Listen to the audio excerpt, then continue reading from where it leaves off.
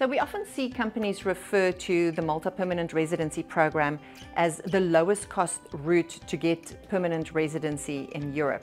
My name is Ilana. I am the strategic partner for the Latitude Group in Europe. And today I want to tell you a little bit more about the Malta Permanent Residency Program. Permanent residency in this case literally means that you receive your residency card and your residency is valid for life. So how does that work? How do you obtain that benefit? In the first place, you have to make a significant contribution or a donation to the Malta government in exchange for receiving that residency. The actual cost is dependent on how you choose to become resident. So you either need to make an investment in a real estate property, a residential property, at a minimum of 300,000 euros, in which case your donation to the government and the charity combined will be 70,000 euros. If you choose to reduce your cost even further, you can choose to sign a lease agreement as proof of your residential address on the island, and there you have to spend a minimum of 10,000 euros per annum for a period of 5 years. In addition to making that lease agreement, you then have to contribute a total of 100,000 euros to the Malta government. 98,000 goes to the government and 2,000 euros goes to a charity of your choice. So once you've looked at the total cost of the program, you will realize that it is significantly cheaper than any of the other programs on offer. Like Greece requires a minimum of 250,000 euro investment. Portugal now is changing and will only allow a 500,000 euro investment in a fund. The Spanish Golden Visa requires a 500,000 euro investment. So looking at the total cost of Malta, this is the fastest, most secure way at the lowest cost to get permanent residency benefits in a European country. So there's a couple of reasons why people prefer the Malta program over any of the other programs. In the first place, Malta is an English-speaking country.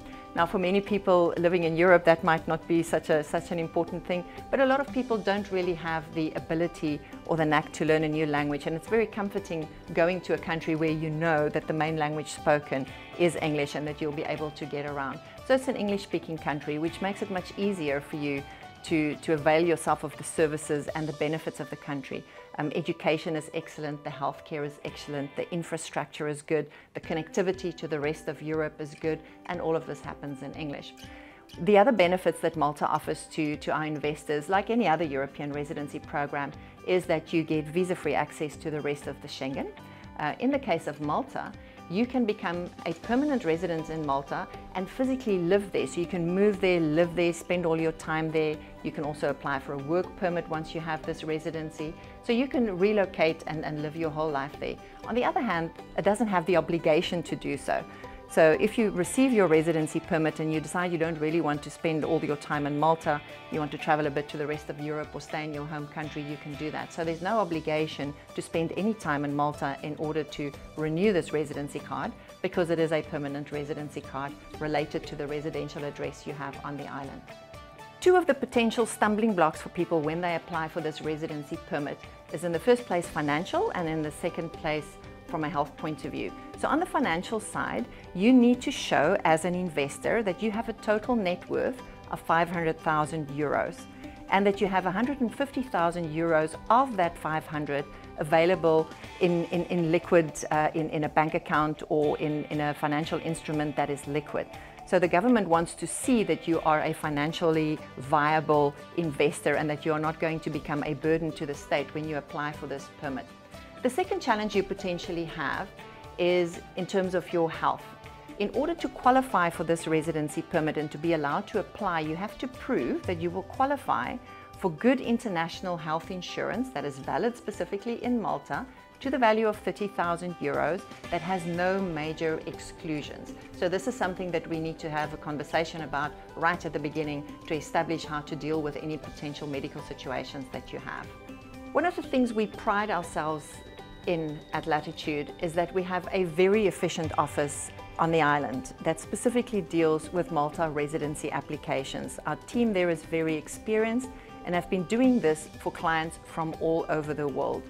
The Malta regulations are quite strict, so when you start this application process, it's very important to have a local partner that has an agreement with the government, that is licensed to do the work, and that is skilled and experienced enough to provide a smooth journey. The Malta legislation and the process that they put our clients through from a due diligence point of view is quite onerous. So it helps if you're dealing with somebody that has done this multiple times and can walk you through the process. So in terms of the requirements, the biggest focus is on the source of wealth and the source of funds of the client. So there's a lot of other information that's required in this process, but you really have to have very good documentation in terms of your source of wealth and your source of funds. So how did you earn this money? Can you prove how you earned it? And that makes your journey a lot smoother. If you would like to receive some detailed information on this program and a personalized quote or have a consultation with one of my colleagues, please do go to our website and register your information there, and we will be in touch.